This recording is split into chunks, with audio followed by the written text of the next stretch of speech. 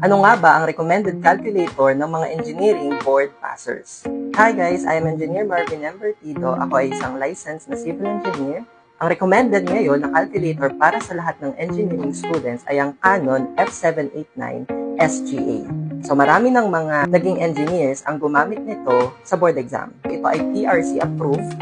Meron itong 605 functions. So kung ikaw engineering student ka, napaka-importante ng calculator mo ay merong shift solve na function. So ang calculator na to, meron siya noon. And also, nagagamit itong calculator na to sa pag-solve ng mga simultaneous equations. Kaya nitong makapag-solve hanggang 4 equations for unknowns. Kaya rin ito makapag-solve ng matrix up to 4x4. Nagagamit din itong calculator na ito sa mga interpolations. Nagagamit ito for linear interpolation pati sa mga logarithmic na interpolation. At ang advantage nitong calculator na to, meron siyang conversion dito na direkta.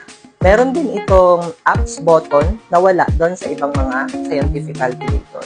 At ang kagandahan dyan sa shop na yan ay very legit. Marami ng mga nakapag-check out dyan. At nagbibigay din sila ng mga freebies such as mga engineering files at mga video tutorials ng mga calculator techniques. Mas mura din siyang nabibili dyan kaysa sa mga nabibili sa mga physical na store. At ang kagandahan pa sa kanya, meron siyang 6 months na warranty. Kaya wag mo nang patagalin. Check out mo na.